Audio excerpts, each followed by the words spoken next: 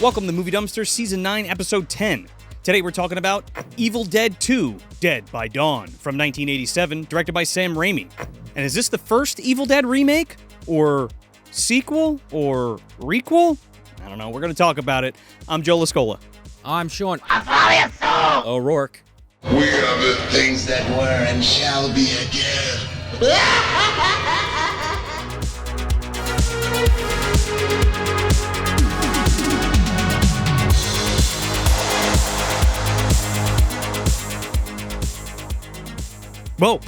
Whoa. Did we just get possessed for a second? I think so. We're not really sure how that works. Possibly. Yeah, right. Yeah, that thing that happened in the intro. I already forgot about it. Yeah, you were talking about being dead by dawn and... Well, I walked in a room with a bunch of mafia guys, and the Joker was sitting there, and he said, I want to see a magic trip, and he stabbed me in the leg with a pencil, and then some, black shit came out of it. What? Like Linda in Evil Dead. I'm trying to combine... This is the movie dumpster universe, Joe. That's right. I've been thinking about this joke for weeks. Right, you want to see... This bad Joker comparison. You want to see a pencil trick, and then you stab somebody in the ankle. It'll make more sense in the video version with the comparison of the clips together. It's your sister Cheryl! Yeah, but it's actually the Joker. Yeah, and then he's hanging upside down laughing, and Dead by Dawn, he's saying it now. Join us. Swallow your soul, the whole 9 yards. Just get right out in front of this. Season 9. What'd you say, episode 10? Episode 10, baby. We're finally covering Evil Dead. After almost... We scratched that itch with fucking Send Help. We had Sam Raimi appear briefly on this show. We're like, fuck, what are we waiting for? After almost 10 years, we decided to do it. Only because the other reason was, like, the new, Evil Dead Burn is out, and we were like, you know what? Fuck it. Let's do it. It's one of our favorite movies. Franchises. Evil Dead 2 especially for me is my favorite Evil Dead. We'll talk about that more in a bit. But we'll get into it in a little bit, yeah. But before we get into summoning the Kandarian demons, if you want some more Movie Dumpster content, you can head over to patreon.com/Movie Dumpster. You can get an ad-free audio version of the show for as little as $2 a month, and you can also get some great stuff at the $5 and $10 tiers. We also have a YouTube membership program where you can support the show that way. You don't get the physical stuff from the Patreon, but you get stuff like commentary tracks, junk mails, and minisodes. So yeah, if that's something you want to do, you can help support your favorite show. And if you're watching here on YouTube, please like the video and share it with your friends, and subscribe if you're not already.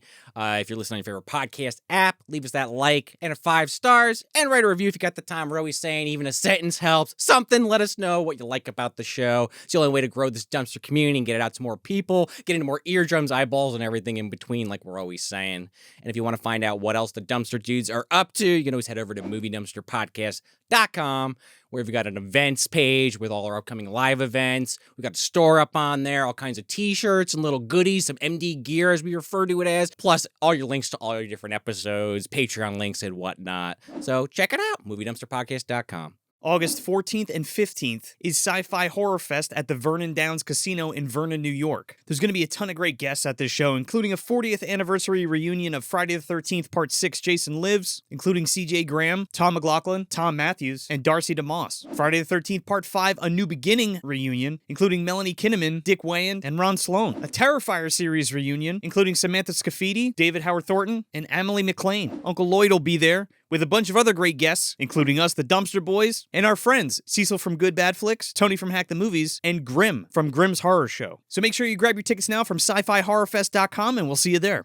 Party down! Yeah! So yeah, man, Evil Dead. Evil Dead. The Evil Dead, Within the Woods. The Book of the Dead. Right. Was that the original title? Isn't that what it was? Well, okay, we'll get into the Evil Dead behind the scenes in a second. I talked about this to Joe a little before the recording. We initially thought about this might be the ultimate Evil Dead movie dumpster episode, it could be. Depending on where we go with this, I think there still might be a little bit more to chew off because there's so much Evil Dead now. Like you said, the 5th or 6th movie just came out. Now another one's coming out in a couple years. Well, what is that? Burn just came out, then Wrath, I think, is coming out. Wrath is coming out, supposedly a prequel of some kind. I don't know how I feel about that, but that's next on the horizon. A prequel to the first movie? Right, like the original 1981? 1981, rather? Sure, why not? I mean, I love that original, so okay. I don't think I need it, much like we didn't need Solo. I don't know why I always go back to Solo. But like, I kind of don't want that. But in terms of like Evil Dead, the original Sam Raimi trilogy, Evil Dead 2, and Army of Darkness, I want to like just talk about like our histories with these movies and like how the impact that they've had. And my goodness, Evil Dead for me was the movie that really got me into, now I've said this a few times for different films, a lot of Peter Jackson stuff. I've said specifically Raimi and Jackson have gotten me into making Those films. are the two, between the two of us, I think we both love the two of those guys. I think a lot of our fans do too. Yeah. But that's like a big one we connected on early on in our friendship. Raimi and Jackson. And Jackson. And the thing with Raimi and Jackson for me specifically was that, you know, it wasn't Spielberg. It wasn't as much as we love him. It wasn't Orson Welles. Right, you know what I mean? It wasn't not Francis Ford Coppola. It's Right, I not get Francis what you're Ford saying. Coppola. It's not even Lynch. No, right. At the time. Actually, Lynch was kind of in there. Ignore that part. Love you, Lynch. R.I.P. It's not Quentin Tarantino. There you go. You know what I mean? Like he was still doing Elvis impersonations on the Golden Girls back then, Joe. Come on. I got you, though. I'm just teasing. My point is, is that these were guys making movies for no money, and they were doing these. They were making these extravagant, low-budget films. Yes, and it always gave me Robert Rodriguez. Maybe just go off the Quentin train of thought. Yeah. Sorry. Yeah. Oh, now I'm thinking about that. Didn't mean to interrupt. No. But yeah, I guess that makes sense. Because I like that train of thought you're going with. You're right. Yeah, these guys that didn't have. They had a shoestring budget and they made it work beautifully. To me, it made me feel like it was attainable to be a director and make films, basically. Yeah. And I was like, here's these guys sleeping in a fucking, house, like for the first Evil Dead, sleeping in a house. I mean, everything was like, in like 3 rooms, and then they did the cabin stuff. So it was so accessible. When you think about like, I remember specifically, like, I wanted to be a director as a kid, and my dad's like, what are you going to think you're going to be fucking Steven Spielberg? And I'm like, no, but I could be Charles Band, or I could be Sam Raimi, or I could be Peter Jackson, or John Carl Buechler, or like, Beechler. All these low budget, people who have made names for themselves and, made a living doing it. Like Peter Jackson and Raimi are both very well known for this, but they did all the special effects, or they figured shit out in ways that it's like, how the hell did one guy do all this? Well, like literal Renaissance people here. Well, you had Tom Sullivan for Evil Dead do all the effects, which we covered Invaluable, documentary about him, and he did all the special effects for Evil Dead. To be fair, Peter Jackson is a fucking enigma. Well, with that. Well, Peter Jackson specifically built his own rigs, and he did his special effects. That's like he sculpted and baked everything in the oven and stuff like that. So they were very inspirational. Those are 2 directors that really shaped me as not only a filmmaker, but like as what movies that I like absorbed or gravitated to, right? Because I always love special effects too, and so like those were my 2 main guys. So I talk about what my favorite movie is a lot, and it is Ghoulies and it is Troll, but it also is Evil Dead, specifically Evil Dead 2. But the Evil Dead franchise, I mean, they are legendary horror flicks, and they paved the way for so many other movies, and they were the inspirations, just like for me, for many other people, I was going to say, not that horror comedy didn't exist before 1987. Obviously it did. But I feel like this, like, to your point, it really blew up when the fucking doors. Ash kicked them down, said groovy, and fucking blew a Deadite's head off. And then everyone was like, holy shit, we need to kind of replicate that. Yeah. Speaking of Robert Rodriguez, what the fuck, the name's escaping me. The famous vampire one we did with Tony. From Dusk Till Dawn. From Dusk Till Dawn kind of scratches a little bit of that itch. A good mix of comedy, horror. That definitely leans a little harder into the horror, but that's another one I think of. Whereas this movie, you may have already said it, or we're going to say it at some point. It definitely is one of those ones that's like, fuck, the horror's perfect. Fuck, the comedy's perfect. Then you add the cinematography, the writing, just that crazy shot of the entity or whatever the hell people call it, the thing in the woods. The evil. The titular evil. Which I think every movie he got better at. By Army of Darkness, again, they had more money for that. But it's like, holy shit, the stuff you don't have the cabin, so you lose a little bit of that. But just it moving through the fucking medieval hills, it's like, oh my god, this fog color. It's really cool. It's just he created so many interesting things. And again, not to say that other directors weren't playing with those ideas, but it's just when you see certain things, Sam Raimi, it's like, fuck, he created that, or it's like that's a Sam Raimi shot, Well, he pioneered that look with Evil Dead and Evil Dead 2, and it's carried over to things like Spider-Man and stuff. I mean, I remember going to see Spider-Man 2 with you, and that whole scene with Doc Ock when he wakes up in the fucking hospital. Oh, it was just like, holy shit, the Raimi-coded part. Yeah. But like, we still talk about it. But I was talking to you before we got on the episode, and I was like, the things in this movie, and of course the first one, even Army of Darkness, but specifically Evil Dead 2, people are like, oh, this doesn't feel like an Evil Dead movie for the remakes. You know what I mean? And it's like, I watched this movie. Oh, you mean like the new ones? Yeah, the newer ones. Okay, and I was okay. like, and I was watching Evil Dead 2 back again and like really analyzing it again and for the show. And I was like, oh, I can point everything out why the new ones don't feel like this. They all kind of try to cherry pick, and that might be a conversation for a different time. Maybe we'll probably just talk about it in this episode, maybe a little bit when we cover Burn. Yeah.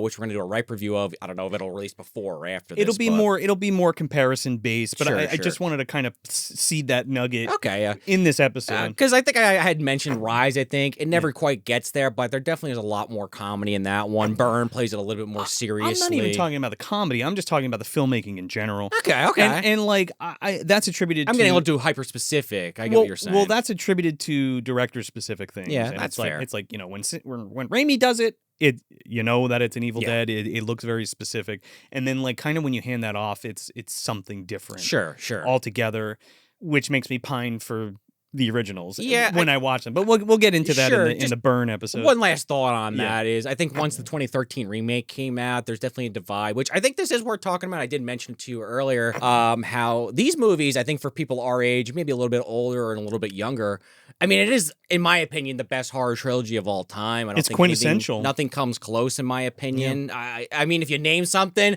I'll take the L if you name something that's as good or better. I can't think. Lord of the fucking Rings. I don't know. That's not a horror movie. That's where I'm coming at it for anyone that's confused. That's how much I love this series, just to kind of jump off of Joe. Sure. I don't know if I compare it to Lord of the Rings, but I see what you're saying. I'm saying of horror movies, like each one to me is a 5 out of 5. Lord of the Rings, they're all 5 out of 5s. Yeah. Once you get into those Hobbit territory, or let's say Evil Dead 2013, then it gets kind of wary. Sure. And to be fair, I'm not comparing them to Hobbit. Hobbit's a whole different issue all in of itself. But I guess, my original point was I wonder if people watching it now that having an infatuation with 2013 and this new, I guess, timeline, I guess we'll call it, because they don't line up with the original timeline anymore. That's something I want to talk about on the Burn episode. Okay. On the Burn episode. That's for that. I'll save that part of the thought. But the other part of the thought is I wonder if people that are in their 20s now watching these, and I mentioned this in other episodes in the past, certain episodes, it jumps into my mind more. Yeah. But are they going to get all these references?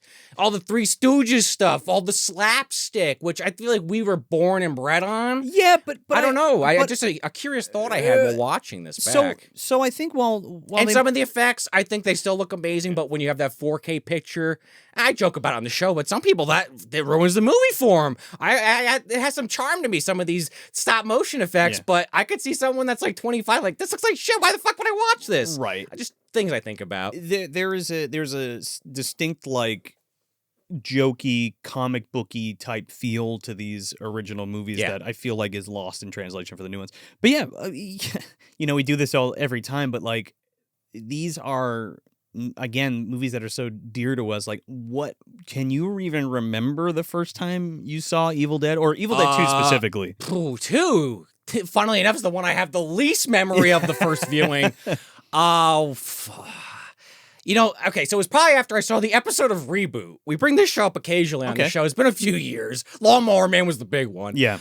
Usually because that show is one of those early 90s CGI shows for kids, much like a Beast Wars. You watch it now, talk about things that don't hold up. Holy shit. I think Reboot's really good. Weirdly enough, it actually kind of does. Yeah. But the effect of it, you know, the CG. The CG doesn't look great. Well, but they did the Evil Dead parody. It's one of the most famous episodes where they play every episode, they go into the game and they got to beat the player. That's kind of a setup for each episode. Yeah. Dot Matrix is in the fucking Elvira outfit. And just walking around like Michael Jackson, and they have to defeat Ash. Yeah. And Ash is walking around groovy. It's literally Evil Dead 2. He's fighting the fucking tree and everything. Oh, I can't even remember that Oh, God. I rewatched it before that, so you know the clips will be going in. Yeah. But I was like, holy shit. It looks exactly like Bruce Campbell. He's even got the white streak. That's hilarious. Anyway, so that was my first exposure. I had no idea what this even was. I just liked it. Yeah. So I looked into it. Oh, what's this Army of Darkness? Where the fuck's the cabin? Oh, I love this. What the hell is that cabin? There's no fucking cabin for years. Then I meet Joe. What do you mean? You ever saw Evil Dead? That's Army of Darkness. There's 2 other movies before it. I'm paraphrasing. It's not. Yeah. It's something to that effect. Yeah, and then yeah, I yeah. watched the rest of them. Yeah. I was like, "What the fuck have I been missing out?" Oh, okay, now more of that episode makes sense. 10 years later. Yeah. More or less, that's my history. Then I just ended up watching a lot more of one. Because once I was getting into it, I was like kind of really enamored with it. I had like the Ultimate Edition DVD when I think Anchor dropped that. Yeah, there was Anchor Bay ones. I think Lionsgate got a hold of it at some point. And then two, somewhere in that viewing journey, I eventually watched it. And I probably was sitting there like, oh, I probably have seen parts of this on TV before. Yeah. But Army of Darkness was constantly on like every station in the 90s. They replayed it on Sci-Fi all the time. So I guess just that's my kind of shitty answer. I don't have an exact answer. I just kind of, that's my general Evil Dead touchdown. For me, you know, I always talk about like my mom and how she's been a big influence, and then this is one of her. Evil Dead, the first one, is like one of her favorite horror movies as well. So like, even to the extent where like when my parents were dating, they went to go see this in the movie theater, like when it came out. The original or both? The original. I was born when 2 came out. Oh, yeah. So, you know, best Evil Dead. The best Joe, you know, it all works out. Lines up. Yeah. Don't tell your dad, Joe. The other Joe. So that's how I kind of knew about it, and this was one of the movies. The first Evil Dead was something that my mom always talked about as one of her favorites, and you know we talked about it on like the Trilogy of Terror episode and all that kind of stuff. So that's how I knew about it. And then when I finally got my hands on it and saw it, I think was through the Book of the Dead edition DVD. What was that, like 06, now, 05 or something like that? I had rented it before that, but owning it, I remember this was such a huge deal because like Tom Sullivan like sculpted the outside and like did it's a whole. I mean, it's falling apart now. I was saying the video version. Look at this fucking thing. It's legit latex. You can tell. I know. Well, that's Evil Dead 2. Oh, well, both of them. Yeah. And they actually did all 3 books, but it was exclusive to Australia for. They did a Necronomicon for Army of Darkness. Say you don't want to pay the fucking import fees 20 years ago. Imagine paying that shit now. Oh, dude. Oh my god. Well, like I think that's why I never got it because it was like crazy expensive, and then it like went out of print, and I was like, man. I'm fucked. But yeah, that's when I first owned it. I think I had it on tape first. Yeah, probably you had to have, right? I remember buying it from like Kmart. It was the cover with like Ash like holding the axe and the gun, and it said Evil Dead on it. One of the best covers. Yeah, and then when this disc came out, it was like huge because it was like, oh my god, they're doing a replica of the fucking book, and it comes with a disc, and it's loaded with special features. It has Within the Woods on it, which was the original movie before they made the Evil Dead, the original. So as far as Evil Dead 2 goes, it was just in succession, man.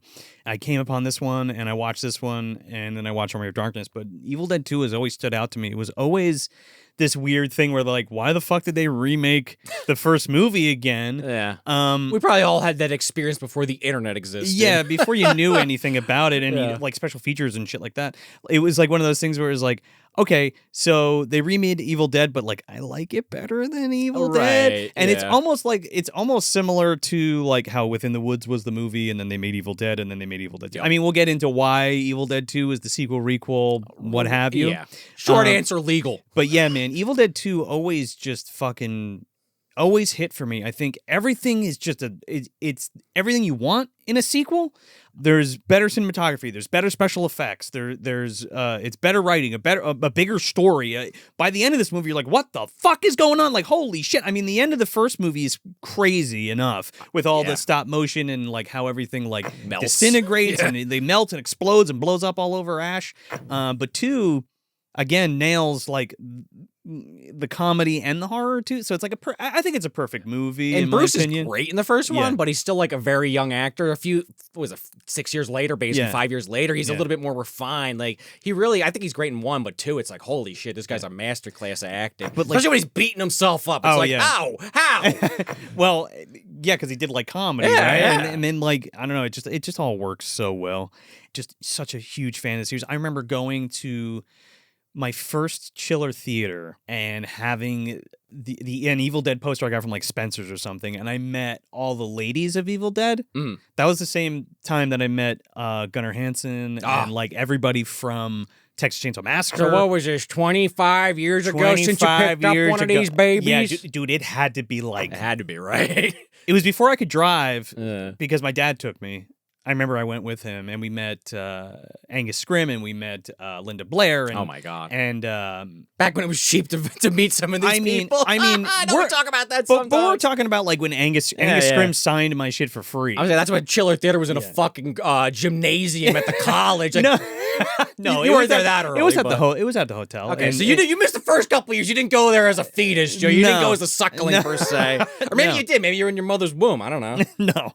No, they didn't go to conventions like that. But I had met them all, and it was just so fucking, and they were so sweet, man. And that's a big memory that sticks out for me. So it means these movies mean a lot to me, specifically the first and second one. I like Army of Darkness, but. And I loved it like as a kid, but like as I got older, I was like, I could take it or leave it. It's fine. I mean, I don't want to put words in your mouth, but some of the things I get the impression of a lot of people don't like Army of Darkness because it is just the sharp turn from the second one. It gets too far away from the horror for me. But I mean, it's not a bad movie. I'm not saying it's a bad movie. It's just I'll reach for 1 and 2 any day. I've just seen a lot of people, mutual friends of ours, usually on Letterboxes, where I see, what did they rate this? Just out of curiosity, I'm like 5, 5, 5. They're like 2.5. I'm like, did they watch the same fucking movie as me? I get whatever. It's subjective. I mean, even when we were kids, like if you went into a Spencer's or Hot Topic or something, it was all over. It was always Army of Darkness. It was always Hail the King, baby, or Give Me Some Sugar, baby, or all that shit. I mean, how do you feel? I don't mean to put you on the spot with this one. I know we didn't even get to the fucking review yet, but... Well, we still got to do the behind the scenes. I mean, I told you it was going to be a big episode. It's fucking Evil Dead! It's Evil Dead. I don't know, man. I know this is a hot take. I keep hitting this lamp, sorry. Stop hitting it! I think Ash is still like the coolest fucking horror character of all time. Maybe Freddy's a close second. Sean, any heroine or hero from any fucking movie with a one-liner going forward, they are trying to emulate Ash so fucking bad, but it never lands. The closest ever. What was that one that we've brought it up a few times? There was like 3 or 4 of them. It's like 2006, 2007 was like a super gory one. Jason Mewes gets killed instantly. Oh, Feast. Feast kind of was one of the ultimate parodies of that. The guy comes in, like the Nathan Fillion type, dies 1 minute later. It's like, all right, they understood the assignment. Well, I mean, like... But you're right, no one ever replicates it, right? As far as, like, the one-liner and then shooting the monster in the head kind of thing. Or Bruce Willis tried. But he could never compete to Bruce. The other Bruce. Oh, I thought you were going to talk about Bruce the Shark when fucking Brody's like, "Smile, you son of a bitch." Oh, like, shit. That's one of the big ones. That's one of the big ones too. Yeah. But when I think about horror specifically, it's always an Ash-ism. Ashism, So let's get into Evil Dead 2 and the behind the scenes a little bit. I want to talk just about the Evil Dead lore a little bit as an overarching kind of thing. So Sam Raimi makes Within the Woods, which is his like short, but it's an honest to goodness movie, and like it's his proof of concept basically for Evil Dead. I think I've seen it like once, 20 years ago. Yeah, it's on this disc. I'm sure it's on the Blu-rays and the 4Ks and all that shit. But then he makes the Evil Dead, which was originally titled Book of the Dead, which we talked about. We actually did that watch along on Patreon where we joined together Evil Dead and Evil Dead 2 into one long movie, and we called it Book of the Dead. At the exact moment. Yeah. Because Bruce Campbell talked about it. The exact moment when Evil Dead 2 stops being a remake and becomes the sequel. I think we nailed it. We got it as close to what Bruce had described in that one interview. Oh, it was exactly. It was exactly what it is, and it's true. I think a lot of fans kind of had the same thought. It was just funny to see Bruce Campbell address it a few years back, and then, like you said, you actually did the work. It's like, try to find the line, guys. Go back and look. I think I even posted a thing where it was like, can't see the line, can you, Russ? Like from Christmas Vacation. Yeah. But so the whole thing with Evil Dead 2 is that they lost the rights to Evil Dead 1. They even had to go as far as to change the name of the book and everything. So that so the Necronomicon is an Evil Dead 2 thing, Necronomicon Ex Mortis. I always forget about that because I've seen the first one so many times, but Necronomicon just burned in my brain. I guess because of the H.P. Lovecraft stuff too. Yeah, exactly, and it's just easier to remember than Naturum de Monto, which is the name of the book in the first movie. Trying to do something different, and then you get hit with a copyright. You're like, fuck it, Necronomicon. Well, that's basic. That's essentially what happened, right? Yeah. Because they had to change the name of the book and effectively kind of make the movie again. And that's what they do in Evil Dead 2. They basically remake the first movie in about 10 minutes of the beginning. They give you a plot dump of the book, then they do Evil Dead in 10 minutes, and then it becomes Evil Dead 2. Right. Which, I don't know if you've ever seen the stage play. I've been wanting to go see Evil Dead the musical since it came out. And I have... We almost went with C.B. Smith, but something happened. We got all fucked up. We couldn't go. Well, I had tickets for the front row of the Splash Zone at Count Basie, like, I don't know, Years 2006 or some shit. That was in prime time. And they canceled the show, and then I just never got around to it again. And then we were supposed to go with CB, and I think the same fucking thing Something happened. came up. And it was like, oh, I shit. saw it once with some friends years ago, a college production of it. So, not as much guts in the crowd. Oh, I wanted to get the gist, though. I wanted to get fucking sprayed like a Guar concert. If you've never seen it, I highly recommend it. It was great, but the way they combine the movies is fucking hilarious. I don't remember verbatim because it had to be 20 years ago, but it's something like they do the intermission and they come back and like the characters swap and they make like a joke about it. And like the audience is in on it at that point. So they're just like, all right, whatever. Like, let's go on. It continues from there with the hillbillies and Annie and all them. It's like, all right, sure. Fuck it. Lean into it. That's what Raimi would have liked. It makes sense. Like you mentioned the Bruce Campbell thing, and it was one of those things where it's like, they had to, it was a rights issue. They had to like essentially remake it in the beginning. And then there's a moment right when the evil comes through the back of the house and then hits Bruce and blows him one. And spins him. I die every time. Yeah. And he's flying through the woods.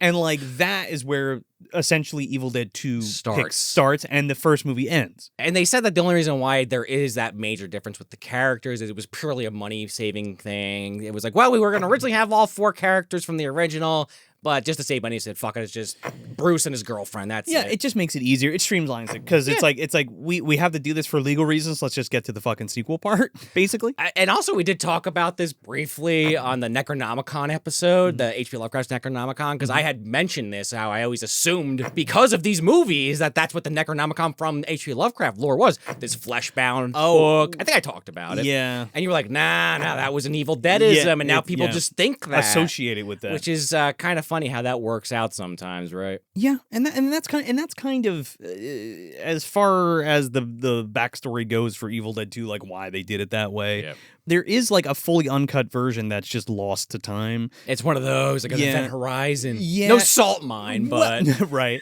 That we're aware of. It's one of those things where like there are trace amounts of it that you could see, like specifically when we get to it, like when Evil Ed gets his fucking head chopped in half, there's like a whole part where he's got like half a head and he's going after them. Okay. When Ash is a Deadite, he like eats a fucking squirrel that they cut out. There was a lot more blood in certain things, and if you notice, they change from red to black and green and blue and all these other colors so that they didn't get hit with as badly by the MPAA. I think there was even a scene, I don't know if it was shot, but there was a scene with Bobby Joe where the woods grab her and like basically like rip her in half. I don't know if they ever shot that. They definitely don't show it, but I would have liked to see it. Yeah. So there's like the lost cut, the lost version of Evil Dead 2, the completely uncut version. But all-star SFX team on this, man. Like we got the K&B on one of their first fucking movies, right? You got Mark Shostrom, you got Tony Gardner, Greg Nicotero, Howard Berger, which is K&B, which is K&B, and Robert Kurtzman, of course, for K&B.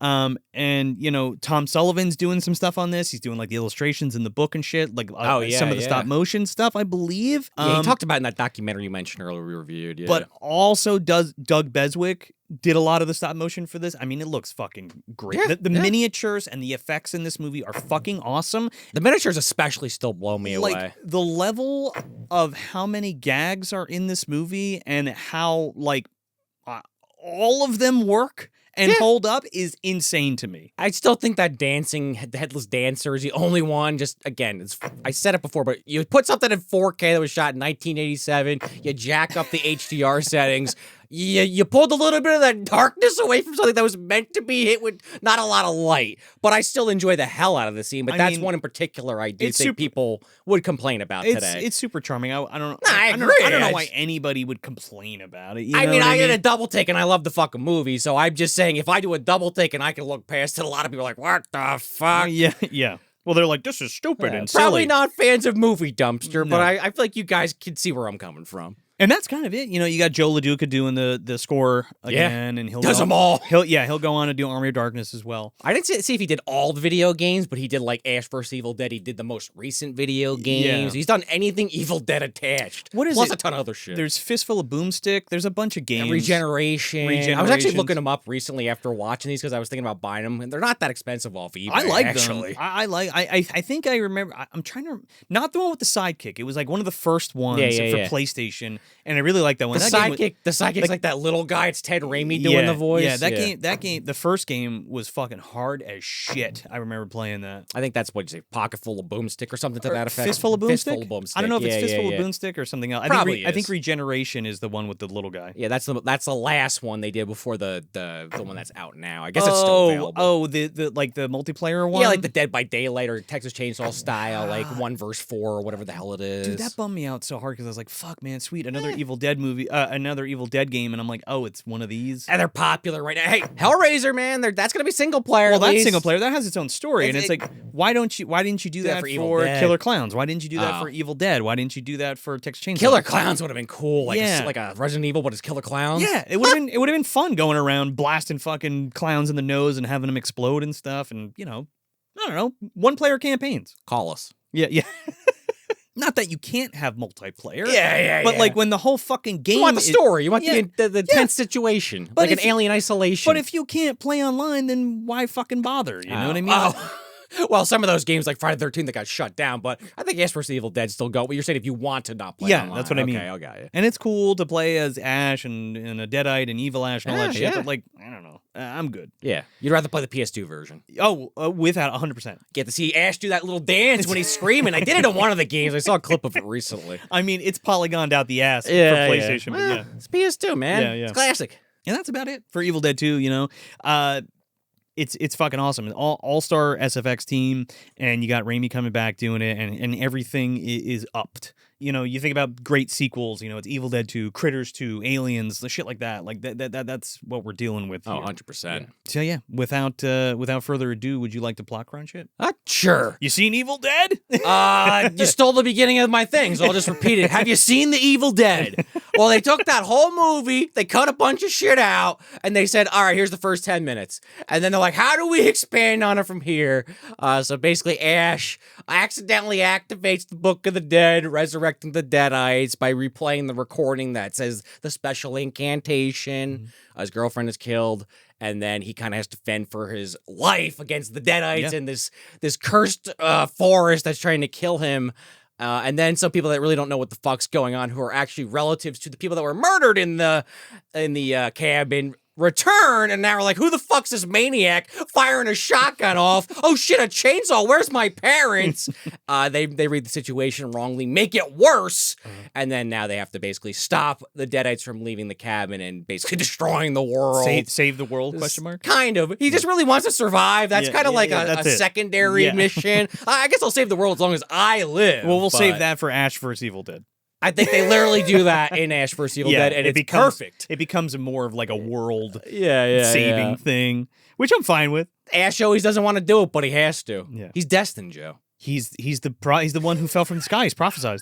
Which we'll talk about. So yeah, we open up with the whole rundown again of the book, and it's basically what Nobi says in the beginning or in the original Evil Dead. Necronomicon Ex Mortis, the Book of the Dead, inked in blood when the seas ran red of blood, and bound in human flesh, and it was like lost like 1,000 years ago or something like that. I do love Army of Darkness kind of does its own spin on this, and also how they represent this explanation, though, with this kind of claymation stop motion of things flying at the camera, the book, and just the Deadite flying and the fog blowing. It's just so interactive. Yeah, and they do it in this one, too, where there's That's what I'm saying, and both movies kind of have their version of it. There's there's like a tunnel, and there's like these crazy, like, double exposed, like, essentially like Ghostbusters monsters, right? Or like a skull with like wings, and then like a weird dead horse and all kinds of weird shit. And then we got these miniatures because it cuts to Ash coming in with the car, the classic convertible. That car's a classic, Joe. Yeah, well, it's not a convertible. It's the Oldsmobile. They call it the classic, and it's in every one of Sam's projects. I just always think that's always the joke in every movie. That car's a classic. Yeah, well, piece of shit. Well, they call it the classic, and it's just like in the background of like everything. It's great. Spider-Man, I don't think it's even addressed. Just It's over there. Yeah, it's just there. That's the thing. And I think It's Uncle Ben's car. I take that back. I'm pretty sure it's Uncle Ben's car. I think it is. Fuck, it is. Yeah. It's in Doctor Strange too. Multiverse of Thanks. Madness. Yeah. Pizza guy, pizza cup guy. Yeah. I do love that reoccurring gag when a director does that and Raimi in the car every fucking time.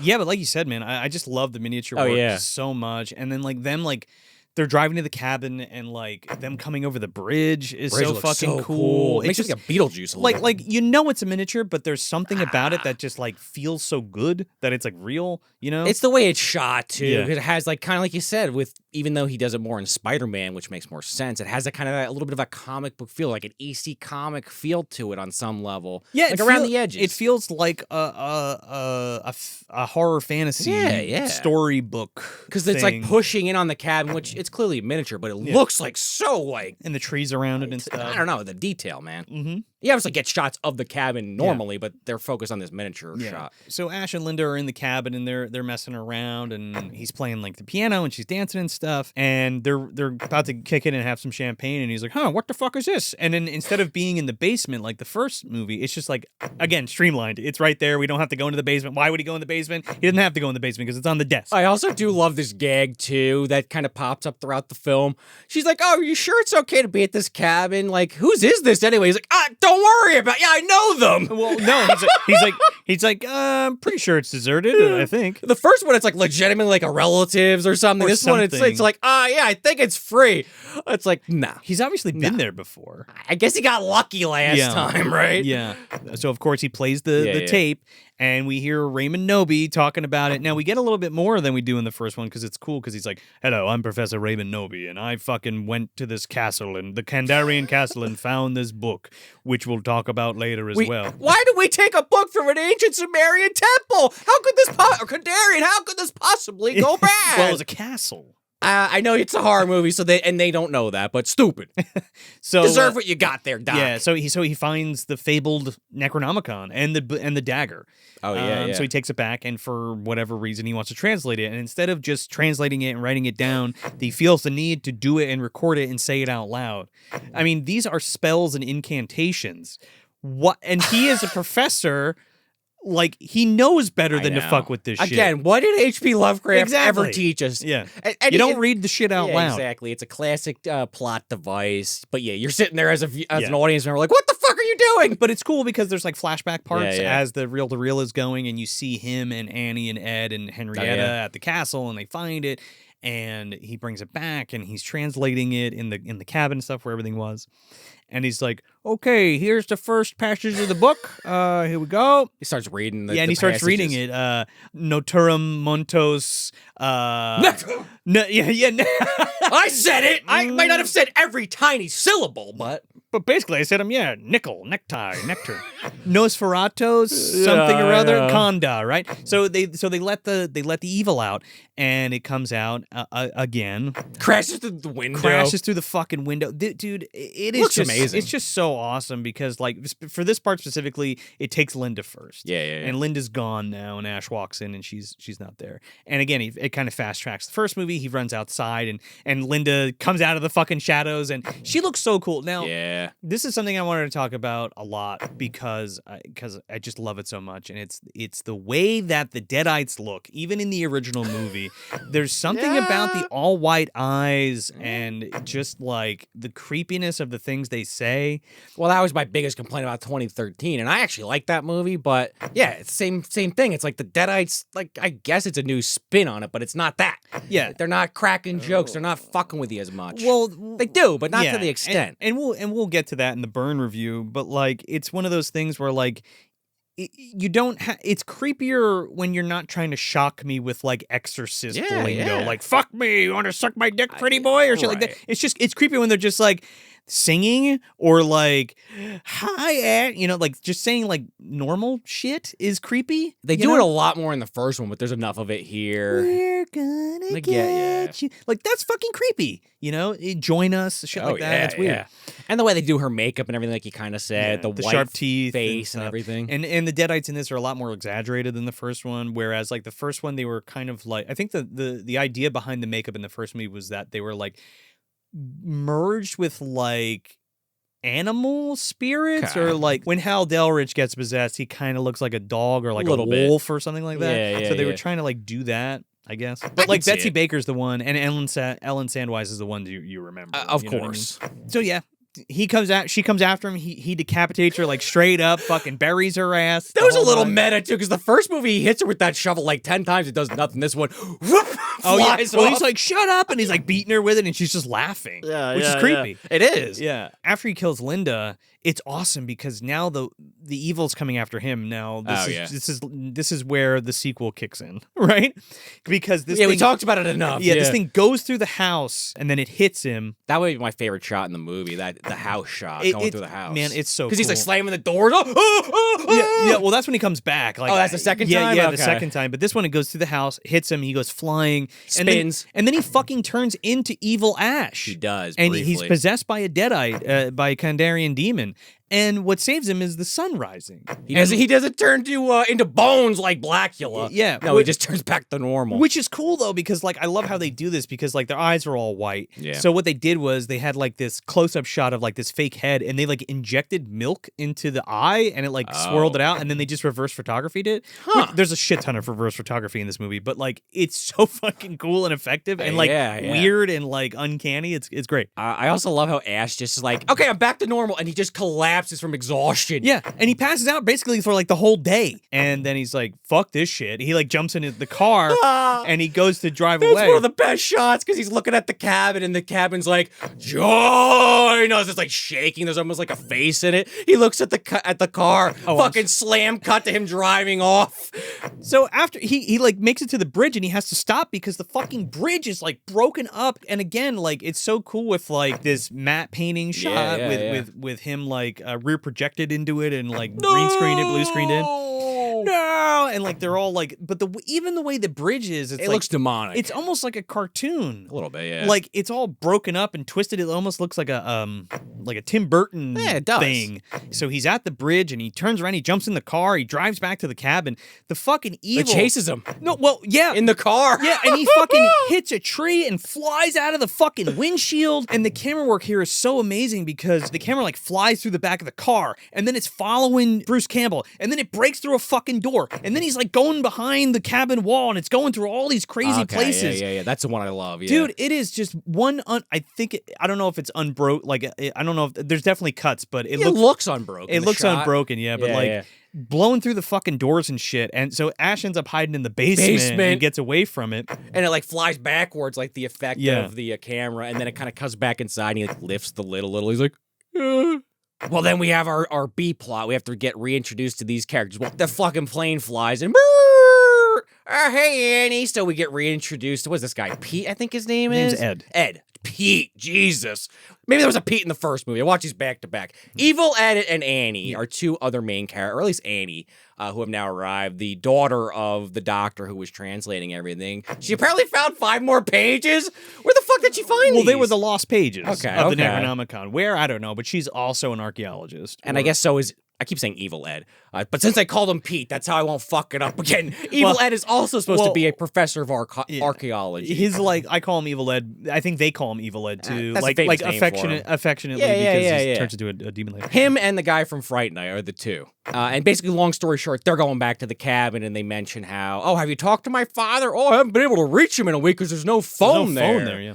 And then, we cut back to Ash to see what the fuck happened. But like, it's so great because like this movie just does not fucking No. stop, dude. So now he's like out of the basement. He's just sitting in a chair and he's just like completely rocked, dude. Because like all the shit that just happened. I don't blame him. The piano starts playing.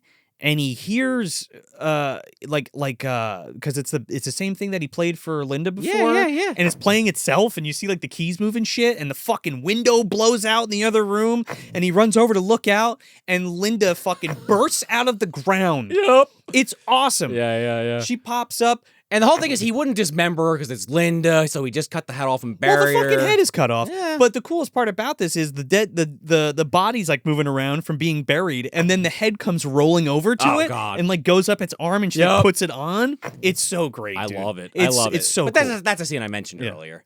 It's Creepy as incredible. Dance with me, and she like grabs him and like smashes his fucking head on the window. Yup. And then she's got her head in his lap at one point. Well- She's like, Ash, why did you kill me? Well, the best part about it is he screams, and then the camera zooms out, and he's sitting in the chair, wow. and he's like losing his fucking mind. And then the head falls in his lap Yeah. because he's like, did that really happen? Yeah. Oh! Right, okay, yeah. hello, lover, and then it like, bites him in the hand. Oh, God, that's the beginning. That's where it starts in this version. And then he's smashing he's smashing the head all over the place. It's great. That's one of the funniest parts. Like, I'm already laughing when he's spinning in the air, but this is the first, like, real laugh out loud moment. I was hitting his hand on everything. Because it has... Just like I'm hitting this light off camera. Jesus. I don't know why you're hitting it so It's much. cardboard. I'm not used to it being there. Sorry. It has this kind of like slapsticky thing to it, but it's still kind of... And they throw the Three Stooges sound effects in there, man. It's like, doink, doink, doink. It's still kind of freaky. Yeah. But he's like, oh, work shed. He goes in the work shed and like puts her head in a fucking vice. This is some Three Stooges code of shit. You even hear like the curly sound effect when his head's in the wench and fucking disorder in the core. Yeah. Yeah, I got you in there now. Yeah, but what they use it for makes it creepy. Oh, it is creepy.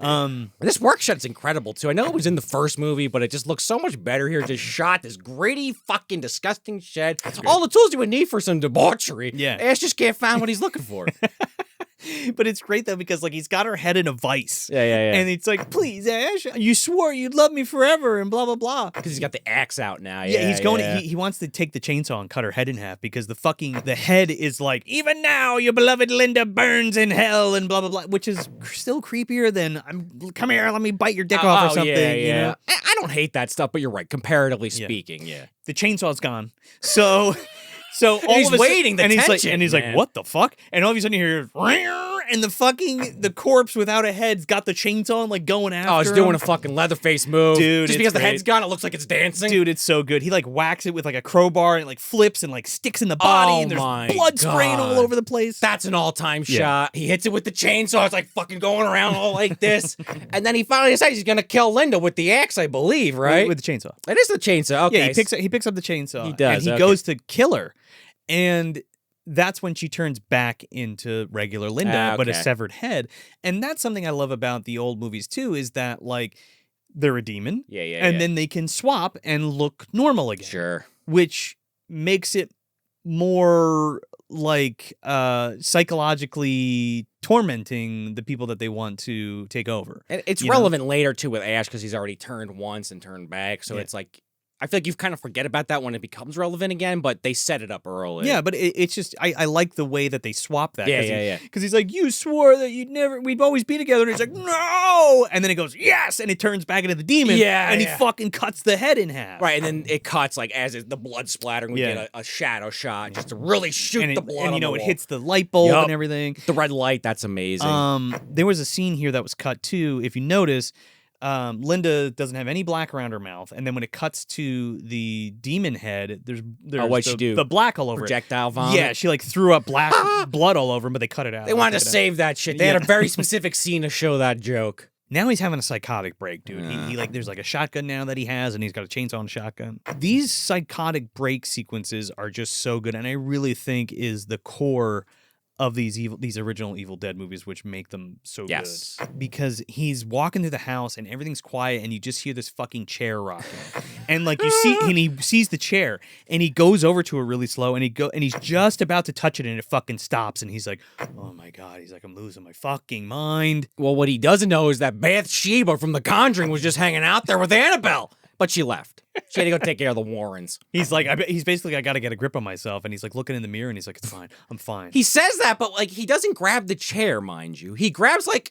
basically where a person's body would be. He touches and it stops. Well, he goes to touch it and it stops before he touches and that's it. where like I think really, and then the mirror shot, which is a great callback to the first movie. Such a good gag too, because he's like, we just, Ash jumps out of the thing and grabs him by the throat, and he's like, we just cut up our girlfriend with our chainsaw. Does that sound fun? Right, And he's yeah. like choking him Himself. and it zooms out and he's choking himself. Like it's I so love it. fucking good. That's the shit that was missing from all those new movies. But I love that it's also kind of that callback to the first one because he's I guess maybe I'm thinking about it. Maybe Bruce and Sam were thinking about it, but I think it's like rubbery or some shit, or he almost goes through the mirror in the first one.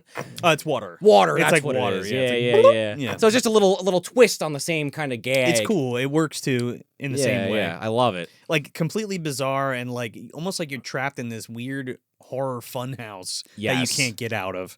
This nightmare. Meanwhile, we keep kind of cutting back and forth between him and these other group of people. Anytime he's kind of about to get his ass handed to him. Just real quick before that, this is the part where his hand goes bad. Oh, it is? Okay. So we can get back to that in a second. Right, he's got to go But back. he's like, give me back my hand. Yeah, give me back my hand, Yeah. and then we got to see what's going on with plot B, and then come back. So Annie The and hillbillies need to be introduced, Joe. Yeah, Annie and Ed roll up, and this guy's like in a tow truck, and he's like, hi, I'm trying to get up to the Nova cabin. He's like, yeah, sure is the way to the cabin, but you ain't going there. She's like, what are you talking about? And he flips on the fucking lights, and the bridge is like totally rocked. And Dan Hicks, by the way, playing Jake.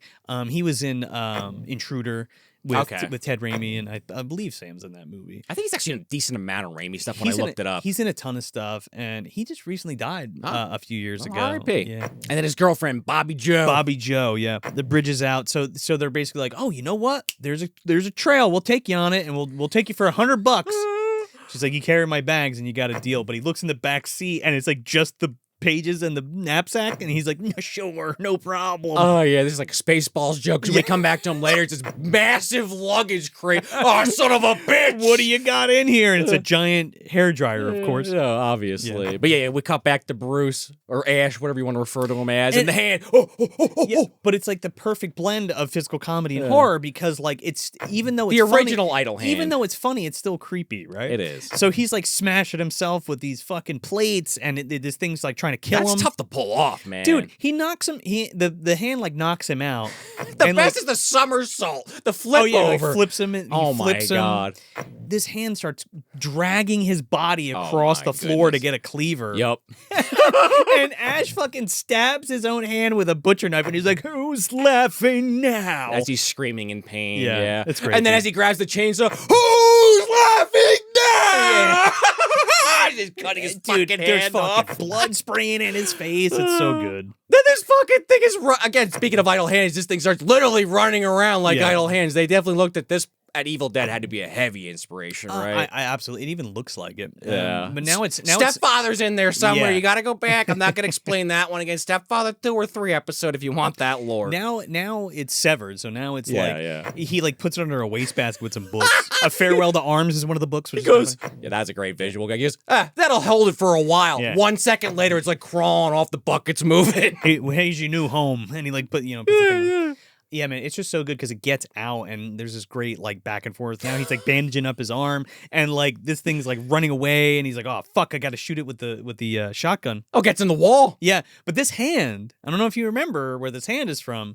This is Ted Danson's hand, the deleted Ted Danson hand from Creepshow. Is it? I guess I don't remember. It's been a few years. There was a hand that was supposed to like crawl up a thing and open the door in Creepshow. It was Ted Danson's hand. This is the hand that they used for this, and they actually put it in something. So this is right, because they didn't use it in that, obviously. Right. Huh, that's kind of interesting. I was assuming, again, even though I already made the joke, it was the Idle Hands guy who also did Thing in Adam's Family. Remember? Oh, yeah. He was like kind of known for both of those. Yeah. I think it's Greg Nicotero's hand. Oh, is it? It's Okay. somebody's hand when it's like giving the finger and stuff like that. God, that's great. Yeah. You know, it like crawls into like a mouse hole. And again, it's very comic booky, cartoony, Tom and Jerry, but yeah. like horror version. Yeah, yeah. And that's why it works so well. The hand like gets stuck in like a mouse trap, and like Ash laughs at it, and it like gives him the finger, and he's like shooting it in the wall, and he finally nails it, and he's like, "Oh, I got you sucker." Yeah, it's like, because it makes like little sounds. And all of a sudden, the blood is like trickling out of this little hole, and then all of a sudden, there's just like a fucking Old Faithful geyser of blood. One of the funniest scenes in a horror great. movie ever. It's great. Because it doesn't stop. No. Like, I know you said it changes to black just so they can save the fucking rating. Yeah. But it's like red just hitting him for 8 seconds, then black for like 4 seconds, and gets sucked back in the wall, and he's just standing there like, he's like, covered in tar and blood. Like, And this is my favorite part because he's all like stunned from getting the blood all over him, and he goes to sit down and he like breaks a chair, and then when the deer turns and he hears like this crack, and he looks up, and this fucking deer is possessed. It's a mounted deer head, and it just starts laughing at him, bro. with the white eyes. I had nightmares about that when I was a kid. Really? Like, it was so scary. Got to you. I think it's still so scary because, like, the idea of it just laughing, again, it's not like saying anything to him. It's just laughing. And then everything in the house lamp starts laughing. The lamp starts laughing. The fucking books start laughing. The shelves start laughing. The lamp starts laughing. Well, that's and then he just totally breaks and he starts laughing. And he does the dance, the little like dance. Oh, He does. oh. He hears like a bang outside, and he just like instinctively fires the shotgun. But everything stops, and he turns around and he shoots the door, and you hear somebody scream outside. And then he like does the slow walk to the door. It's got to be like 20 seconds. Like you're Yeah. waiting to see what the fuck's gonna happen. Yeah. And just as soon as he opens it, the hillbilly guy and Ed just tackle him to the ground. Like, what the fuck? Because Bobby Joe got shot. Like, so this guy's not taking any shit. They beat the shit out of Bruce, and then like Annie sees the chainsaw. Where are my parents? with all the blood, and she's like, "What did you do to them?" It was kind of a realistic response, even if me as a viewer were like, no, just talk to him. He can explain. He's like, "Hold on, I made a mistake." He's like, "You sure did." Jake kicks him in the fucking face, and he falls backwards down the cellar stairs, and like breaks all like. Yeah, breaks It's a bunch just of them. awesome. Like the way that it's shot and how it's like done is fucking crazy. He ends up on the floor of the cellar, and Annie's like, "Oh, this is all my father's stuff. Where are they? Are they dead? I don't know." So she turns on the fucking recorder, and Nobody's like, "What have I done? I let out the demons. Oh shit! Possessed my wife. I possessed my wife, and I had to kill her, and I buried her in the earthen floor of the fruit cellar." Well, he also does say, much like Ash with his girlfriend, I couldn't bring myself to dismember her. yeah. God, help me, it's enough. Well, clearly he's not alive, so it didn't work. I love it because Bruce is sitting on the cellar A second floor, later, and he's listening. And Henrietta bursts out, again, great stop motion, bursts Right on out of the cellar cue. floor, and Bruce Campbell just screams at the top of his lungs. She's in here! Something's in here with me! It's She just has so a good. one-liner. Ted Raimi does the voice and the acting Ted for Raimi's Henrietta. in all the makeup for Henrietta, yeah. Oh, he's like, "Someone's in my fruit cellar. Someone with a fresh soul." That's what it is. Yeah, because she's talking about the fruit cellar in the or the dad is on the recording. Yeah. And then he's screaming, "Get me the hell out of here!" He's like, And "Let this me big out." Yeah. fat Henrietta who's all like bloated from being buried and everything. Yeah, it's great, dude. And Jake's trying to like take the lock off the door and shit. And she's like, "Come to me, come to Henrietta." And he's like, "I'll swallow your soul." The best though is the shot of like it's all black behind her when she first bursts out of the ground, and it's just a shot of her face. She's like, yeah. it's just crazy, It's man. great. Dude. He goes, "I'll swallow your soul," and the fucking head turns into what they call the Pee-wee head. Oh, for a second there, and yeah. it's like this monkey skull thing. Yeah, it's weird. And it like goes to like kill Ash, and Yeah. and he gets and they pull him out. Well, I hadn't seen it in a while, so I forgot. I know obviously Ash doesn't die, Yeah. but like he gets grabbed by the head. I'm like, oh shit, I forgot about this. But it's just the weird way they decided to pull him out of there. Oh, they grab him by the head. Yeah. It's just fucking great, man. And then you see like the fully transformed Pee-wee head, and it's like biting Ash's boot, and it like grabs Jake. They don't shut this shit fast It enough. grabs Jake by the face, and then like Ed comes over and starts punching it, and it like throws his ass across the fucking room. Because we hadn't really seen that yet. Because the first movie, that's a lot of that. They get thrown really far. It's so good, and it's so visceral because like Ed gets thrown into a wall, and his head goes through a fucking picture frame and through the wall, and then he gets like Right. knocked out. It's great. They kick it into the fucking thing. Ash like jumps on the door, and the fucking eye pops out and goes flying into Bobby Joe's mouth. The shot of this thing in the air. And you hear the mouth. You hear the boom, the gulp Oh my sound. god, it's so great. good. So they lock it up, and they're all talking. They're like, "What the fuck is that? What's in the basement? I don't know." Blah blah blah. And then all of a sudden, you start hearing singing, and you see the thing open. And again, Henrietta's now looks like regular mom, and she's like, "I remember you were born on September, blah blah blah, and I remember because it was snowing, and what a weird thing for it to be snowing in September." That thing in the basement is not my mother. Yeah, it's great. I forgot the song. I've seen it many times, but it's like a famous song, like nursery rhyme. Hush, little baby, don't Hush, say a Little Baby. word.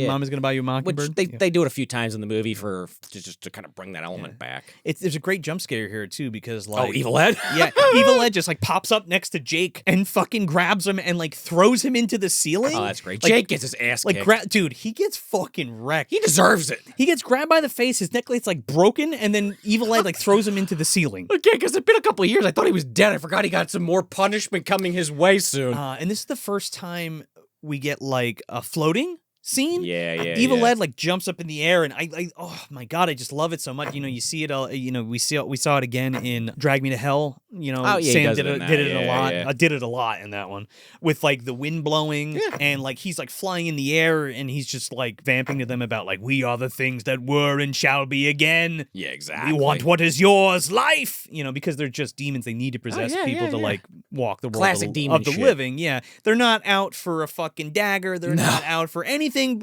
other than to just purely cause chaos. Right. That might have been an Evil Dead Burn reference, but we'll Question get to mark. that. Yeah, looking for the Kandarian dagger. Yeah. Dead by dawn, dead by dawn. You know, fucking Henrietta's in the thing. They're screaming. Everybody's screaming. And then Ed. Well, R.I.P. Ed. Dude, it's so crazy because he like eats like Bobby Joe's hair. A little bit, yeah. Yeah. Ash comes in with a fucking axe and just fucking cuts his head in half. There's the axe. I knew it came in play some point. And now Evil Ed's blood is green just to circumvent the red. Such a quick shot. It's cool though, but like I wish they could have showed half of Ed's head because like the footage does exist, or at least a picture that we'll put in. But yeah, he cuts his head in half and then just chops up his whole body. And the limbs. I love how they have the limbs in this version. They fly across the screen every time they get cut off, like the arms and legs. Well, that was the thing because like the first movie was released unrated, so they just had everything intact. I read something with this one in particular. I mean, this is on Wikipedia. I didn't do secondary research. Whereas Evil Dead 2 got the official rating of the R, and that's why a lot of stuff was cut. I read something. The way they produced this movie, though, they circumvented the MPAA, or there was some kind of loophole they took advantage of, and that's why they never got rated beyond R. But I didn't do heavy research on that. It must be the colors of the blood. Maybe, and trimming it for other shit, you know. Jakes looks out the window. He's like, hey, the trail we came on, it ain't there no more. It's like the forest just swallowed it up. And it's like, you guys are so fucked.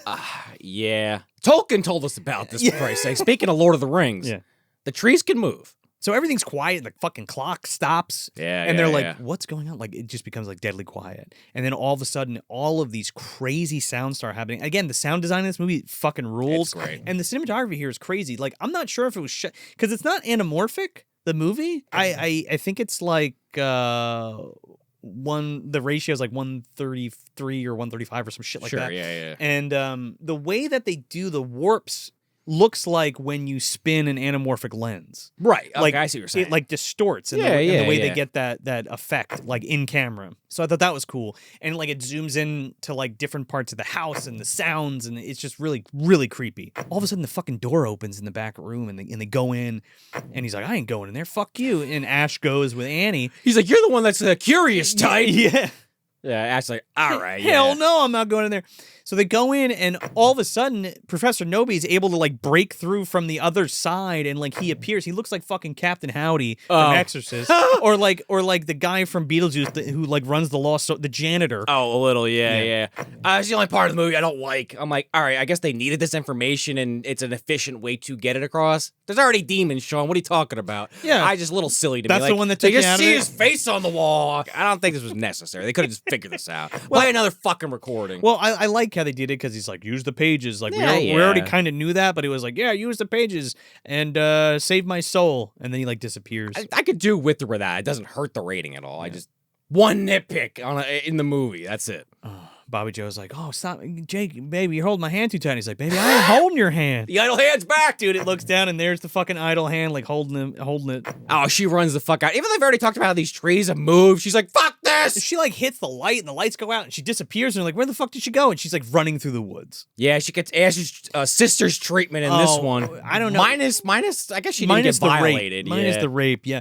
She gets like wrapped up and like pulled down and like dragged through the woods and like pulled through like 20 puddles. She's got like shit like going in her face, and then like it like runs her into a fucking tree, and I guess decimates her, just kills her. Yeah, instead of her getting split up. But I like that shot how it cuts to the inside of the house. They're breaking the glass with the book inside of it. Yeah, so they're going over these pages, and Ash is like, whoa, I just felt like somebody walked over my grave. And he's like, who the fuck is that? And he like looks at the page and it's like clearly a guy with a fucking chainsaw hand. Like it looks like Ash. He's got a blue shirt, for Christ's sake. And they're like, oh, it's prophesized. The hero from the skies, defeated the evil dead TM. Right. And he's like, I guess he didn't do such a good job, did he? Well, no, you didn't, Ash. Come to find out. Come to find out. So we find out the passages that she needs to read from these pages make the evil of the woods manifest into a physical form, and then the second passage creates a vortex that sucks it into time and space and gets rid of it. Only way you can defeat it, essentially. Which, again, if you know anything about demons, that lines up. That's pretty common demon lore. Just a different spin on how it's accomplished. Well, Jake has other plans because Bobby Joe is like out in the woods and he's like, I'm running the show now. And he takes a shotgun and he's like, these pages don't mean squat. And he fucking throws them into the cellar with Henrietta. And he's like, we're all going to take a walk. As much as he pisses me off, his character kind of makes sense. I feel like this is what this asshole kind of character would have done. Okay, sure. Throwing the pages in there was a little extra cherry on top. Well, now they got no choice. Like, fuck you, we're doing this. So they go outside, and again, it's a great like tracking shot of like these miniature trees, and they're moving all fucked following up. Him. It's great. Ash is like, "You sure you want to be out here?" And he's like, "You're gonna you're gonna get us all killed." Bobby Joe, Bobby Joe, Bobby Joe. He just keeps yelling, and every time he yells Bobby Joe, the camera goes.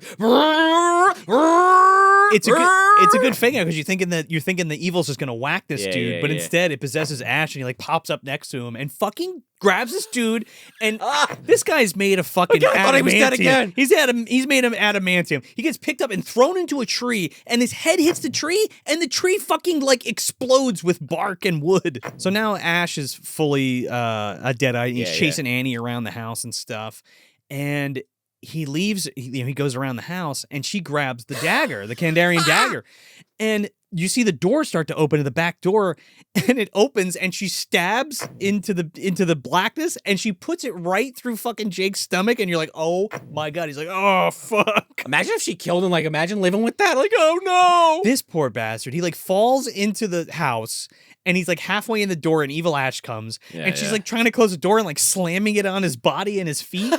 It's great. He's like, take this damn dagger out of me. I'm like, well, you're definitely going to bleed out if she does that, but all right. And I love this shot because she ends up pulling him in the house and closing the door and locking it.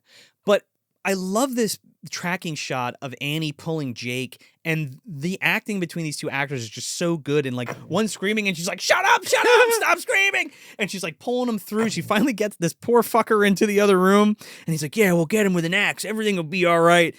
Boom, another jump scare. Henrietta pops up out of the fucking cellar and grabs dude by the face and pulls him in.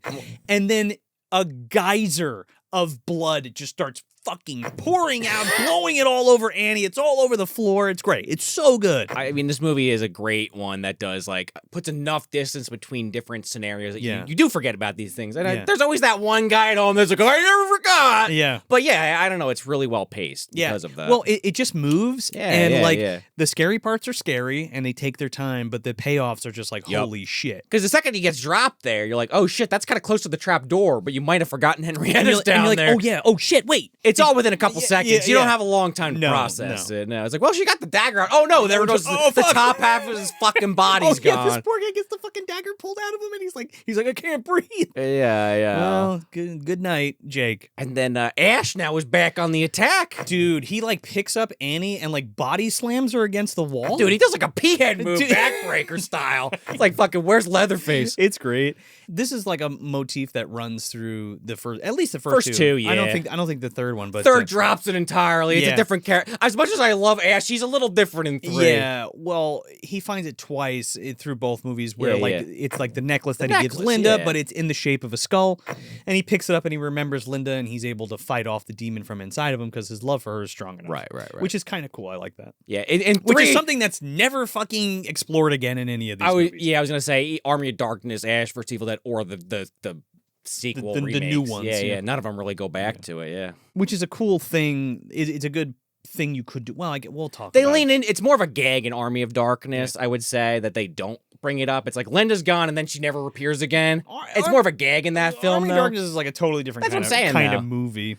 So he's like, fuck, I'm back, I'm fine. It's me, all right, I'm fine. She keeps shooting at him. She's not chancing. She saw what these fucking things could do. So he's like, come on, we're going to the work shed. So this is where he fashions his fucking... The famous scene.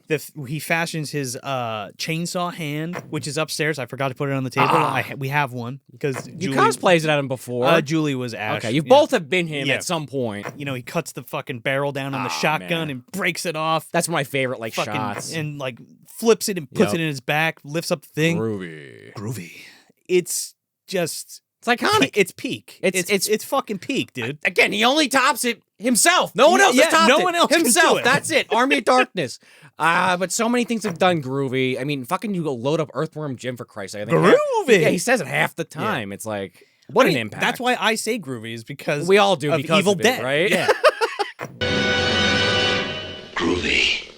So yeah, man, he's all suited up, ready to do battle, and he's got to go down into that fucking basement and get those pages. Oh man! So Henrietta's down there. They know now. She's down there. She's like, hey. More shots of Ted Raimi laughing and screaming. Hey, sign me up, dude. Get my door! Get my door! He chainsaws the fucking door and like kicks it down. That looks so cool. Which is really cool the way they do it. And he goes down there and he gets the pages. He has all the pages. Half of them are sopping wet. He goes back to the stairs. She's like, pages, quick! He throws them up. It's clearly a reverse photography shot of her like dropping them, so that because you couldn't possibly throw pages up to somebody. Literally impossible, but it's funny. You just kind of roll with it. 2 seconds later, Henrietta comes out of the shadows. All right, you delivered the pages. Here I come. Yeah, fuck you. And knocks out Ash and is able to like get out of the cellar now. God. And now Ted Raimi is like suspended in the air, like floating around, and he's got Annie by the hair. He's got full Harkonnen. Yeah. My doom! The spice must flow. And like, you know, he's circling her and he's flying in the air. It's really creepy. Ash comes climbing out with the fucking heroes theme, and you know, he starts the chainsaw. He pulls out the shotgun. He's like, let's go. And it's just so fucking good, dude. Henrietta goes over to him and like the neck grows out. The neck is the best. It's this long ass neck with like, they call it the Pee-wee head with like this skull monster head, making these weird elephant sounds, and like it's all stop motion. It's just so good. He's like punching this thing and shooting that's funny as hell when he's boxing it, just like a punching bag. It's great. And Annie's trying to translate the pages like live, like reading them. Yeah, well, she's trying to manifest the thing, so she's doing it, and as she's doing it, Ash is fighting Henrietta. He revs the chainsaw and fucking cuts an arm off, cuts another arm off, and then boom, cuts the fucking head off. Still alive. Henrietta's like on the ground, her head's like, I swallow your soul. Fucking steps on the neck and just, you know, swallow this, and just blows the fucking head away with the shotgun. It's so good. It is. I feel like even saying it out loud is just like one of those things where it's like, you just need to see it. The clip will be in there. Yeah. I'll chance the copyright over the 4-second Bruce Campbell clip. Swallow this. But you think that's the end of the fucking movie, but she hasn't read all the pages. As she's reading the pages, the trees are coming alive outside, and it's all miniatures and stop motion, and they're fucking bashing on the cabin, and like the cabin's shaking and the walls are falling down. As she's reading the pages, you know, the wind's whipping down the boardwalk, and fucking she's like, ugh, and she gets stabbed, and you're like, what the fuck just happened? She turns around, and it's the fucking idle hand with the dagger in her back. Devin Sawa, get the fucking bong out. Get this thing high. We saw how it worked in the movie, at least the theatrical cut. We don't have a pool with Jessica Alba hanging off of it. Oh my god. Yeah, she's basically she's not dead, but she's dying for the last 5 minutes. She's dying, and like she gets out the one passage, and the evil manifests itself in a physical form. A physical form. Yeah. Man, this thing is insane. Like, you don't expect to see this, nah. Right? It's a giant monster face that, like, comes into the doorway and has 2 giant tree hands. Yeah, oh yeah, it's like a giant tree monster. It's awesome. In the neck of this monster, there's, like, heads of all the people that it's killed. Victims, yeah. And, they pop out, and they have, like, long necks, and they're like, we've won, and blah, blah, blah. More Dead by Dawn, Dead by Dawn. Without skipping a beat, Ash revs the fucking chainsaw. This thing is like holding him right in front of his face, about to eat him.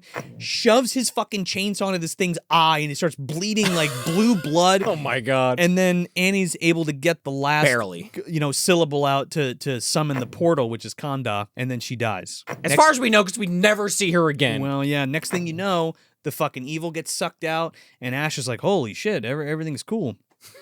Oh, there's one thing I forgot to mention that's just so awesome. Oh, when okay. the evil finally manifests and comes Yeah, through yeah. the door, it like screams at Ash, Yeah, yeah. and like his hair turns fucking Oh. white, and the flowers die. I just thought that was such like a cool thing. Gives him, even though he's already a great looking character, it's just Yeah. that one extra It's just so like, cool. thing. Yeah, yeah. The portal's open. The evil's gone. That's gone. And- He thinks it's over, like you and said. he's yeah. like, "Fuck, it's over."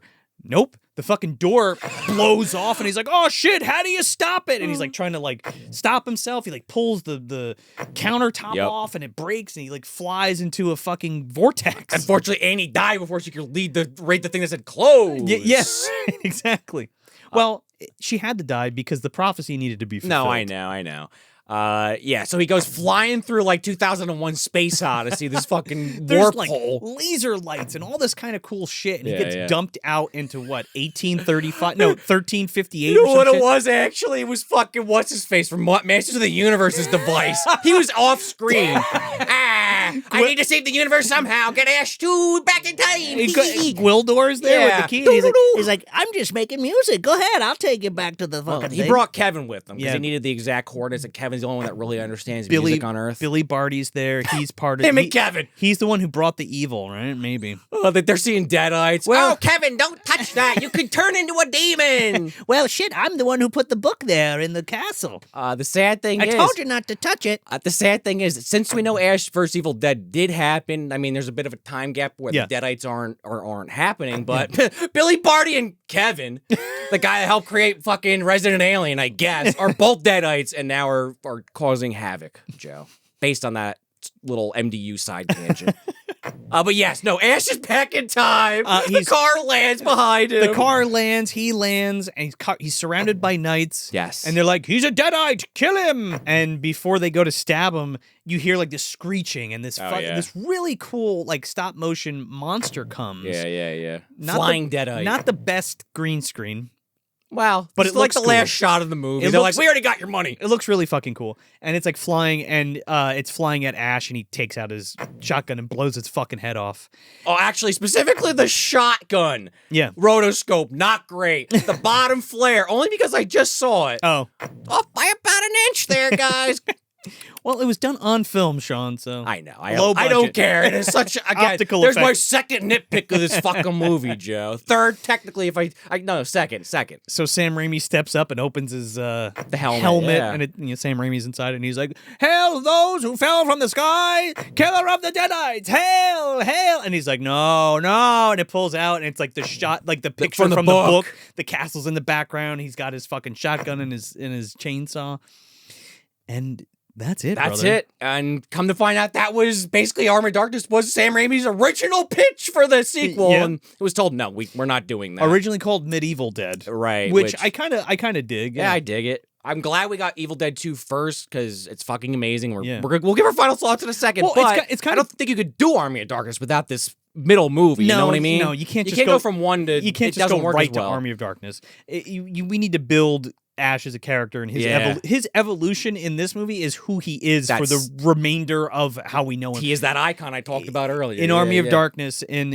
Ash Horror. vs. Evil Dead. Yeah, but it's also that thing too where I was mentioning to you before. I was like, I feel like Ash in Army of Darkness and Ash vs. Evil Dead is like Ash from memory Yeah, yeah, a of little Evil bit, Dead yeah. 2. Like how somebody remembered him Yeah, I from could Evil see Dead that. 2, but he's not all the time like that. He's just like a wisecracking kind of jerk off. Yeah, kinda Ash guy. vs. Evil Dead, they also roll in kind of like they did with that movie, My Yeah. Name is Bruce. Yeah. Which was a little Well, meta. yeah, kinda. But the idea that he's older now, so there's that added line Yeah. of jokes they're going to throw Yeah. in there too. Like, I can't believe I'm still doing this. And he's still kicking more ass than the guys in totally fit shape because he just knows what he's doing. He's the chosen one. Yeah, That's why. well, that too. One of the My chosen favorite ones. trope ever. Yeah. The anti-hero, question mark. Yeah. Still love Ash, but Yeah. chosen one. I don't know about that. I guess he is in this movie, though, Yeah. so sure. But yeah, man, that's Evil Dead 2. Where are we putting this? Shelf. Yeah. At the top of the fucking shelf. Duh. Easily one of the top 10 horror movies ever fucking Like made. ever made, dude. I don't know if I actually did say it in the episode, but I still like Army of Darkness better. I might have.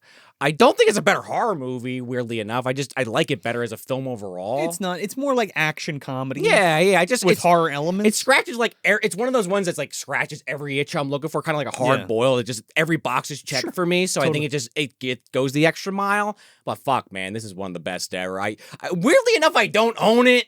I've been searching online. There was a 4K that we put out like a couple years back. It might even be more than a couple years, but it's really hard to find. I think somebody did a box set, didn't they, not too long ago? Maybe. I could be wrong. Maybe I'll get that, but Could be like, wrong. shit, man. I said it earlier. I'll say it again. First one is a 5 out of 5. The second one's a 5 out of 5. The third one's a 5 out of 5. What more can we fucking say? The effects, the acting, the cinematography, the writing, music, the the writing. atmosphere. Scott Spiegel, we didn't really talk about him, Yeah. who helped write this movie. They brought him in as, they wanted a little bit more comedy element, do punch it something up. different. Yeah. He was their old friend who helped Raimi with a lot of movies, who passed, I think, last year. They're literally firing on all cylinders. Like, I don't know what else to say. I had 2 complaints, and they're so minor in the scheme of things in a movie that's like so zany and off the wall. Like, are they even really complaints? It's just like, I don't like that. But I don't know, man. One of my favorite characters of all time. One of the best horror movies of all time. I don't think it'll ever be topped. There's just characters like this don't really exist anymore. And when they do, I feel like they are kind of doing that wink at the camera kind of thing. They are just chasing Bruce's shadow. Maybe there's some I'm forgetting about, which is totally possible. I'm sure there's a handful that actually do pull it off besides himself, like I joked about earlier. Yeah, but not like this. No. you know? I'd have to really seriously think about it. Yeah. But one of the all-time greats, Bruce Campbell. It'll be a fucking sad day when we lose him. I don't want to put that out into the ether. I but mean, we've met him before. We met him at yeah. what was that? we met him at Monster Monster Mania. Monster Mania. Yeah, We were like online 20 for like, fucking years ago. We were online for like 8 hours. 8 hours, Yeah. and you met Raimi a few years back. And I was online so, for 8 hours for that too. Bruce Campbell's like, I don't mean to go off on a Bruce Campbell side tangent. You're just asking my final thought on Evil Dead 2. Again, 10 out of 10, 5 out of 5, however you want to look at it. But Bruce Campbell, it might be like one of my favorite actors. He's great. I haven't watched everything he's done. Just kind of like Carpenter's one of my favorite directors. I still somehow haven't watched all his movies. I know, how could I? But it's like anytime I see him in anything, it's like, holy shit, this guy's underused. And there's a lot of articles over the last few decades where he might agree. But it's just all-time great comedy actor doing some incredible stuff here in all 3 of these films and many others to come. And I was so happy to revisit it and be reminded of why it was so good. And I should watch it more often. I say that on the show sometimes. I love these movies. Yeah. Even Hard Boiled, I was like, this is one of my favorite movies, and I hadn't watched it like in a decade. Sure. It just gets like that sometimes, man. You guys got to revisit it if you have not. Because we've all, just to that point, like I've watched them so much. Yeah, that too. Ghostbusters I need a little break, but then I watch it again. I'm like, I fucking love this movie. Yeah. So I couldn't say anything else about it. Just, it's so good. Shelf. I mean, the top shelf. This is like, this is your top shelf horror, just like your top shelf liquor, man. Like, you know what I'm saying? You want something real good? Like, this is, some friends are over that you haven't seen in a while. We're gonna take this out. Break out the OG Kush. Yeah, exactly. It is just, I really honestly think it's a perfect movie with the mix of the comedy and the horror that is just so like perfectly balanced to a point where like it's there, but it never hurts what you're watching in either way, and it turns on a fucking dime and like seamlessly, which is really, really hard to do. It is. It's really hard to do. Not only make a good horror movie, but a fucking good horror comedy. I mean, again, it's rare. We were talking about Peter Jackson. Like, I mean, that Dead Alive, Brain Dead is also, I think, a perfect movie as well. But Evil Dead 2, man, it's just so, I mean, the cinematography in this alone is like, it makes me fucking wet. Like when I'm watching it, I'm like, fuck, that's so good. And it's not even like technologically advanced. It's just well like, done. It's just like, I think it was the first movie or the second movie. I can't remember which one. It was just a camera on a board and they're running it through the woods and that's it. You know what I mean? Or like, just the choices of like the zoom ins or the crash zooms or the pans or the whips pans and all that kind of stuff. I mean, it's so satisfying to watch and it's a breeze to watch. Oh yeah. And all the effects are just so great, man. Between the stop motion and the miniatures and the prosthetics and the fucking 500 gallons of blood. Always trying to top himself. And the puppets and again, like you said, the acting and all of the physical comedy and even the physical stunts are fucking crazy. Even when it's not supposed to be funny. Especially Ash, again, that one of him giving himself a somersault in the kitchen scene. I'm like, is that... I want to say that is Bruce Campbell just doing a somersault. There's behind his... I watched him behind the scenes, but it's like just him literally just doing it. It was like 2 or 3 takes. And it's like him like throwing himself out a fucking window or just like falling into a thing. And it's like, that's crazy. That's like unheard of now. Right? Yeah, like Jack Quaid did it recently on The Boys. And I'm sure there's like 100 examples, but it's like, can you do it well? Yeah, well, it's almost like a Buster Keaton kind of thing, you know what I mean? Or a Charlie Chaplin kind of thing, which you see a lot of influence of, silent comedies and Three Stooges. Of course, Three Stooges. Especially in the third one. I mean, there's people credited as fake Shemps in this. I know, that's you know what I mean? Yeah, I forgot about that. The Raimi brothers love the Three Stooges, so I fucking love it. If you haven't seen Evil Dead or Evil Dead 2 or Army of Darkness, you're out of your fucking mind. And also, like, you could literally watch each one on its own if you... I don't recommend it, but you could. You could, theoretically. They're all kind of condensed into themselves. I mean, you could... Yeah, they are kind of encapsulated. They give you enough of each. Yeah, but, like, I've said it before, but... often imitated, never replicated. We talk about it a bunch. Is the best way to put this movie. It's just a perfect storm. It's lightning in a bottle. It's just like something like Ghostbusters, you know what I mean?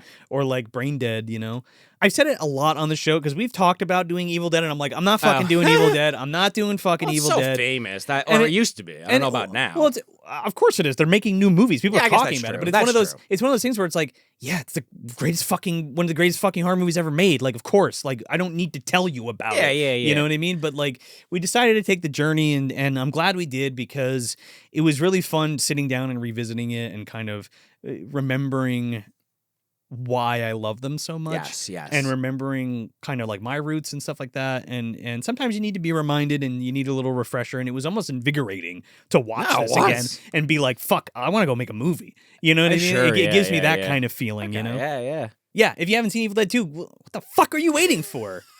Go, do it. They got to watch the reboot episode like I did first. They're going down the Sean O'Rourke track. They'll get to it in 20 years, Joe. We're going to talk about all the reboot shit because we're going to be talking about Evil Dead Burn, so do not miss that episode. Yeah. We're doing a ripe review on that. So, I wanted to put the brakes on a lot of the comparison stuff for this episode because I want to talk about why this is so good, and then I'll tell you what's missing from the new ones, in my opinion. I might be going along with you on that journey, Joe, but we'll find out. But depending, But yeah, before you get out of here, if you want some more Movie Dumpster content, you can head over to patreon.com/Movie Dumpster. You can get an ad-free audio version of the show for only $2 a month, and you can get some great stuff at the $5 and $10 tiers. We also have a YouTube membership program. You don't get all the physical stuff you do on Patreon, but you do get stuff like commentary tracks, minisodes, and junk mails. So if that's something you want to do, help support your favorite show. And again, if you're watching here on YouTube, please like the video and share it, and subscribe if you're not already. And if you're listening on your favorite podcast app, leave us a like and 5 stars if you got the time. We really do appreciate it. We're trying to grow this dumpster community. And the only way for us to do that is have you guys share it and tell people about it. And we really do appreciate that. And if you want some more information on what's going on with the Dumpster Dudes, you can always head over to moviedumpsterpodcast.com. It's got a list of all of our upcoming live events, shop with a bunch of MD gear on there, and just a post of all our episodes so you can always keep up to date with what is going on over here at Movie Dumpster. August 14th and 15th is Sci-Fi Horror Fest at the Vernon Downs Casino in Vernon, New York. There's going to be a ton of great guests at this show, including a 40th anniversary reunion of Friday the 13th Part 6 Jason Lives, including CJ Graham, Tom McLaughlin, Tom Matthews, and Darcy DeMoss. Friday the 13th Part 5 A New Beginning reunion, including Melanie Kinnaman, Dick Wayand, and Ron Sloan. A Terrifier series reunion, including Samantha Scafidi, David Howard Thornton, and Emily McLean. Uncle Lloyd will be there, with a bunch of other great guests, including us, the Dumpster Boys, and our friends, Cecil from Good Bad Flicks, Tony from Hack the Movies, and Grim from Grimm's Horror Show. So make sure you grab your tickets now from sci-fihorrorfest.com, and we'll see you there. Groovy. So that's it. That's Evil Dead 2, Dead by Dawn from 1987, directed by Sam Raimi. I'm Joe Lascola. And I'm Sean O'Rourke. We'll swallow your soul.